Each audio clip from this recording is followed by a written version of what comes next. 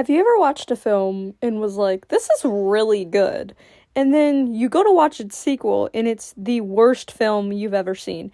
Well, unfortunately, this is the case for the Pacific Rim series. The first film was generally really good. It was a really good film about machines versus monsters. It was just a really cool action sci-fi film. But unfortunately, it was ruined by the sequel that would follow. And I know it's not a hot take to say the second one is really bad, because it is. And I'm not trying to jump on this train that, like, every sequel is bad. But in this case, it definitely should not have been made. But this video is not about that movie in its entirety. We are focusing on a singular character. It's the classic, very good guy in the first film, second film. He's kind of a twist villain, but not in the way most people would take twist villain. So I'm just not going to say he's a twist villain, because he's more of an antagonist than like a villain. And we'll get into this a little bit later, but he is not technically the bad guy. And I know that doesn't really make any sense, but just stay with me throughout this video, and I'm sure by the end of this video, you'll be able to understand. With that, let's actually get into the character analysis, / me just ranting about a character that I've wanted to talk about for literal years. If you are unfamiliar with Pacific Rim, let me give you a brief overview of what these movies are about. Humankind is stuck in a war with these creatures called kaiju, and these creatures are trying to basically wipe out humanity. That's pretty much it. And how we stop them as human and mankind, we basically create these robots that have to be controlled by 2 people. And these robots are called jappers, I think. Please do not butcher me for my pronunciation. I am terrible when it comes to pronunciation. I would like to introduce the topic of the hour. This is our research team. Dr. Gottlieb and Dr. Geisler. Oh, no, call me Newt. Only my mother calls me doctor. And I want to make something so astronomically clear. Nothing negative I say about Newt is about Charlie Day's performance. He blows it out of the water, both movies. He is not the problem when it comes to the second one. I can tell you that. To be honest, he is giving it his all, and it's honestly one of the only redeeming qualities of the second film, if there was any to begin with. He is just a naturally funny dude, so he just works in this character. Even as the character starts to go a little bit mental, he is still giving it his all, and he's still hilarious, even though his character has just taken a 180. Just wanted to say that, just so you guys know, that Charlie Day was never the problem with any of these movies. He was honestly one of the highlights of both films. And I will be including some of his funny moments, because they're too good not to. And to start off, we have to have a little background information, or basically, who is Newt, and like, what is he doing for the story? So, Newt, and along with his friend, which we'll get to his quote-unquote friend here in a minute. They are both scientists studying kaiju and the kaiju brain in the case of Newt. Newt is more of like looking at the kaiju brain and feeling it and trying to get information from it, while Herman is more of trying to predict what it's going to do and how many are going to come out of where they originate from. So, with the contrast of approaches, it kind of sets up a divider to say, well, my approach is the only approach that will work, if you get what I'm trying to say. So, they have a lot of bickering back and forth, which is really funny, and I'll have a little montage right here. Insert montage.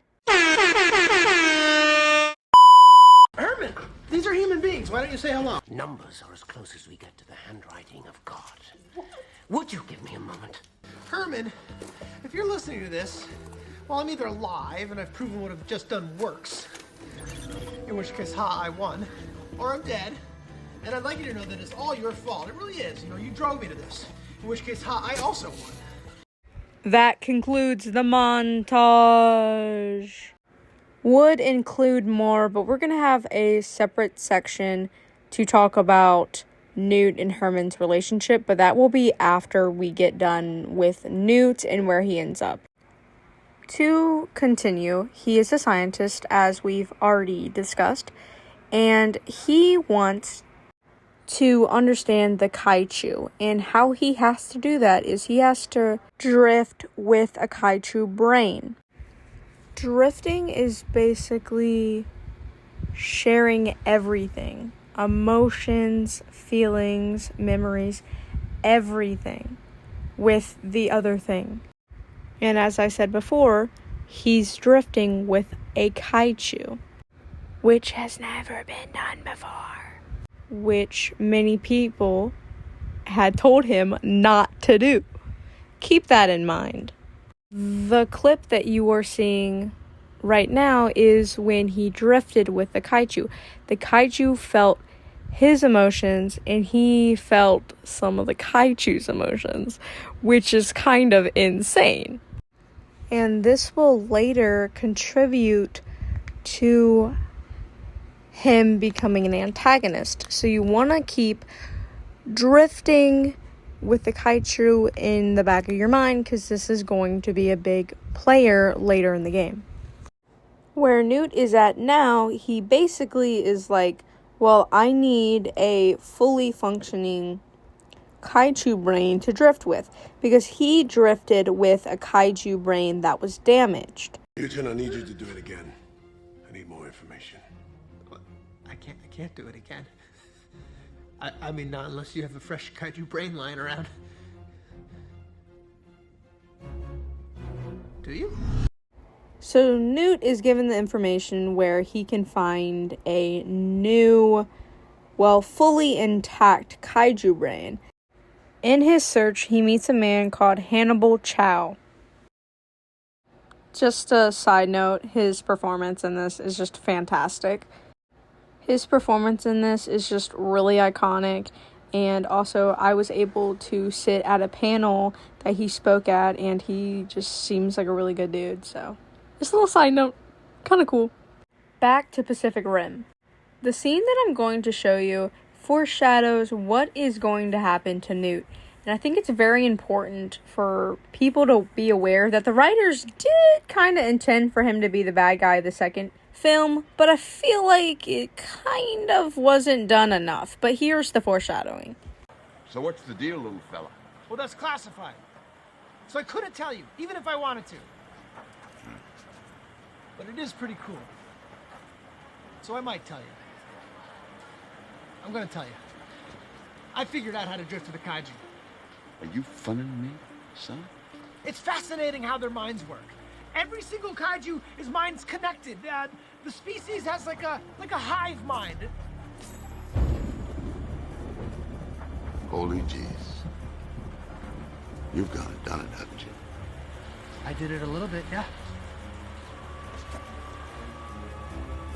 You goddamn moron. We gotta get out. Wait, hang on a second, excuse me. What's going on? You're too goddamn kaiju headed straight for Hong Kong City. No, that's not possible. There's never been two before. Well, maybe. That's because nobody ever drifted with one before, eh? Genius! When Jaeger pilots drift, it's a two-way street. Right. A bridge, right? Of course, It yes. sets up a connection. Both ways! A hive mentality! You said! Maybe those kaiju are trying to find you. Just in case, if you're sitting there like, what the hell did we just watch? Basically, what they were saying is that they're connected, so the kaiju and Newt are connected. Which you also should be saying, well, drifting would connect them. See, that's the whole point. They drifted, so they are connected, which no one else has ever drifted, that we know of, has drifted with one. And that will lead us to his downfall. Take this scene. Look at the way the kaiju goes to kill them all, but then looks at Newt and doesn't do anything. Do you see? They kind of hinted and foreshadowed that they are way more connected than they are letting on. Having said that, Newt still wants to drift with a kaiju, so he still needs to get the kaiju brain. Him and Hannibal are waiting for the researchers to get the kaiju brain, but then unfortunately they said that it was damaged, which would have been a bad thing if that kaiju wasn't pregnant. A chase then ensues, but then the umbilical cord was wrapped around the baby's neck, so the baby suffocated. And for a second, they thought that the baby was dead. Hannibal finds out the hard way that the baby was not dead quite yet. But also, this is not really like a support of or foreshadowing, but the baby dies before it can kill Newt, so kind of like, oh, okay, I see you. So now he has a fresh kaiju brain that he is going to drift with. But maybe this time he won't do it alone. There is only one way to make sure. And that is to do this together. I love this character development because Herman was never very open to Newt's ideas, and he's finally like, fine, I'll help you and I'll drift with you so we can like share the load. And it lends to this cute moment. You're serious? You would do that for me? Or you would do that with me? Well, with worldwide destruction a certain alternative, do I really have a choice? After the most insane handshake I've ever seen, they drift together. After they drift with the kaiju, they realize that the plan that the main characters have is not going to work. So them together warn the main characters, and they literally save the main characters from just getting annihilated and dying. So the movie ends with the enemies becoming friends, which is very cool. If only that was the way it ended for all of us. That would have been great. But alas, we must cover the downfall of Newt. Half the time, I just erased this movie from my memory. So I'm gonna be completely honest, I couldn't even tell you the plot of this thing. This is such a terrible movie, I couldn't even tell you, and I literally just rewatched it for this video. Maybe because the plot's all over the place, the villain isn't even introduced until halfway through the movie, it's just a hot mess. But again, we are not talking about the entire movie as a whole, we're just talking about Newt and his downfall. Just a little briefer, this is 10 years after the original, and now Newt works for this woman, her name is Xiao. She has something to do with drones or something, I honestly couldn't tell you. Again, the plot is all over the place. So after a random conversation that didn't mean anything, Herman just comes out of nowhere and is like, hey, Newt, I want to show you something. And Newt's like, okay, whatever. And then Herman starts yapping about rocket shoes. I'm not even making this up. I honestly don't know what in the world, because they just don't explain it like at all. And I'm just like, what? Sorry, I just kind of had a little meltdown there. Anyway, moving on. So, while Herman is talking, it's very clear that Newt just does not care, and you can kind of tell he's a very different character since the last time we saw him. And Newt is like, it's not gonna work, why are you even trying this? And he's very like, it's kind of obvious that he just does not seem to care about Herman in the slightest, which is not the way that he was when we last saw him. So something most definitely has changed. And here is where we get another dose of foreshadowing. So you won't help me? Look, why don't we talk about it over dinner in my place? Okay, you can finally meet Alice. After that, Herman opens up and says he still has nightmares when they drifted with the kaiju brain. And when they were talking, Newt just did not seem to care, like, at all. Like, he wasn't talking to a friend. He was talking to something lesser than him, if that makes sense. And it's kind of subtle if you're not actively paying attention to it. So again, I'm going to praise Charlie Day here because he's making the switch of the character more believable than it has any right to be. This is a funny moment that I have to show because it's so funny. 根本不可能， You don't think there's a way? All right, well, then you're fired. Okay, how about that? Or maybe you're promoted. I don't know. We'll see how it goes. Give me this. I love the fact that Newt acting like a dick is a foreshadowing moment. Like, is there a reason he's acting so strange from the last time we saw him? And to the movie's credit, they try to foreshadow it and they try to, like, get us ready for the reveal, but I just don't think it's enough. I don't think it's strong enough, and I don't think it works. Speaking of foreshadowing, this is the foreshadowing that I brought up earlier, and this is the reveal. How was your day?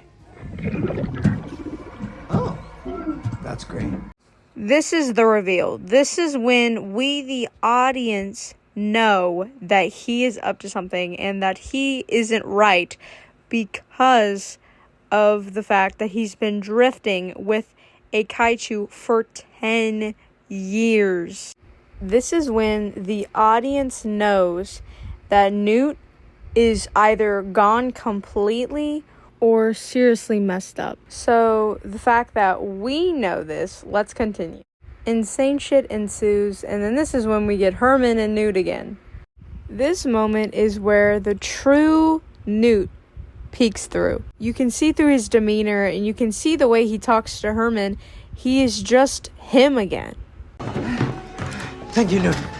I'd hug you if I didn't have a rule about public displays of affection. It's fine. Oh, It's fine. Okay, all right. If you're done groping me, let's take care of the drones, right? All right, good. This scene is just funny, so I have to show you guys this one. Everyone get out of the lab or I will shoot you! I will shoot you twice! This is where Newt needs to turn off these drones, but he doesn't do that. This is the best scene in this entire garbage film, and I have to show you it in its entirety. What did you just do? What I've been planning the last 10 years? I'm ending the world. This is when Herman finds out, we already knew as the audience, but this is when he finds out that Newt has been controlled this entire time. Just in case if you are not completely sure what's going on with Newt, this will answer the entirety of your questions. Why? Why would you do this? Why would I do this? Well, I guess I wouldn't. Well, not normally, not really my style. Yeah, no, I don't know. Maybe I hate you all for treating me like an insignificant little joke of a man. Maybe that's why he did it, Herman. I did it. Let's see. There you go. There's the problem. I'm just not feeling totally myself these days. So the kaiju have, like, completely taken over Newt by this point. Like, he's completely gone. Or so we think. Just let this scene play out. Very good, Herman. You figured it out. And as usual, a step behind. Newton, you are a good man. No, Herman. You must stop. There's no point. You in must fighting them. I fight am not back. strong enough, Herman. Please, I am not strong you enough. must. He is not strong enough. None of you are strong enough. I'm sorry, Herman. They're in my head. The kaiju at this point have just completely taken over him, and he is just not Newt anymore. But when he realizes he's hurting Herman, he stops and he hesitates for a moment, because that is the only time he ever stopped and was able to fight for control. Which we'll talk about later when we talk about Newt and Herman's relationship. Something we will also talk about later is the fact that Herman saves Newt right here. Wait! Newt's not in control of himself. It isn't him. It's the precursors. They must have infected his mind when we drifted with the kaiju. For lack of a better term, it just is downhill from here. Because, I kid you not, we go 20 minutes without seeing Newt. He just disappears and we just don't see him. Which wouldn't be a problem if then there wasn't only 15 minutes left in the film. The pacing was horrific for this thing, but I think the biggest sin of this entire film was you had bad guy Charlie Day and you only used him for like 3 scenes. I hope you guys know now what I mean by he's not really the bad guy.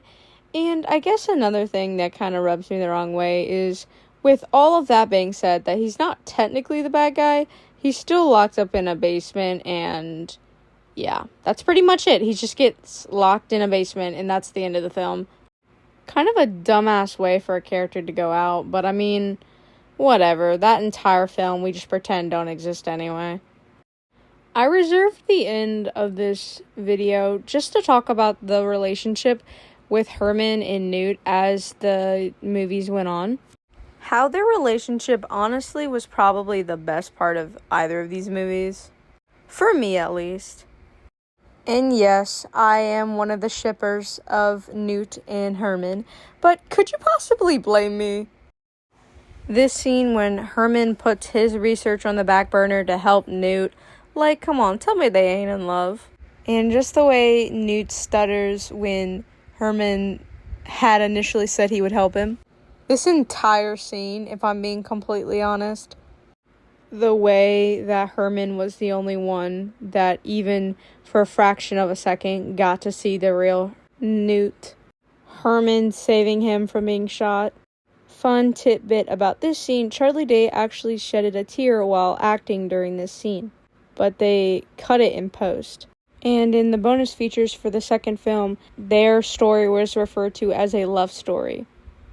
If you don't believe me, I'll show you. Had a 2-movie collection. Unfortunately, I couldn't find the bonus features anywhere else, so I was like, I gotta take matters into my own hands. Had to get this abomination of film out of its stupid case. Popped that bad boy in my PlayStation, and here we are. Went to the bonus features and had to do Unexpected Villain. Movie, it's a bit of the odd couple. They argue a lot, but you see they really love each other. When I first sat down and talked to Bern and Charlie about this, we talked about how it is a love story. You two used to be really close, you've come apart, and now you're trying to figure out how to come back together. Best friends, enemies, they're competitive with one another, but I think they have a real love for each other. One last thing to convince you guys that they should be shipped is exactly what Charlie Day said in an interview for Pacific Rim Uprising. Who's the man we get to meet in this movie? Well, he's got a fancy new job, and he's been separated from Herman Gottlieb, played by Bern Gorman. So he's kind of not himself. There's no one keeping him real, so to speak. And he misses the man that he's in love with. So he's, he's off doing a different thing, and then it's pecking away at him. It sounds like you ship it. It sounds like you ship the two of them like half the internet. People have been shipping it, but I think they're totally right, and it completely informs the character, and so it's the better way to take the characters. I'm gonna watch it again with completely new eyes. You should think about it that way. I honestly was thinking about it that way when I was acting a few of those scenes, and it's so much more interesting. So thank you to the fans for writing along with the writers. I love that. In closing, I think Newt is a very well-written character up into the second one. Charlie Day does the best he can with what he's given, and for the most part, all his scenes pretty much land. I have been praising Charlie Day, but someone I also want to mention is Bern. Bern is also fantastic in the role of Herman, but since this video was about Charlie Day and his performance as Newt, I just never had the opportunity to praise Bern for his performance, so I'm doing it in the closing of this video. I thank both of them for returning for Pacific Rim 2, even though they most definitely shouldn't have, but they carried the movie, truly. But unfortunately, it was definitely not enough to save that horrific dumpster fire. The way that Newt was left in the end of Pacific Rim Uprising always kind of rubbed me the wrong way. I had to make this video just because it's been nagging at me, and I've been wanting to make it for a super duper long time, so I was like, well, let's just go ahead and do it. I hope you guys enjoyed this video. To the best of my ability, I tried to make it cohesive thought, but this is the first video I ever made trying to explain a character and why I so deliberately hate how they were left. In conclusion, do not watch Pacific Rim Uprising, just watch Pacific Rim and pretend that this movie doesn't exist.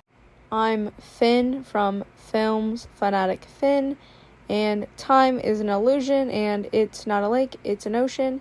Hope you enjoyed this rant, and Newt deserved better no matter how you cut the cake. With all that being said, I will see you guys in the next video if I decide to do one. Bye, fanatics. Did you see what I did there? Okay, I'm just gonna shut up now. Okay, we're going with giant robots again. All right, real original, guys. I'm not impressed. I am not impressed.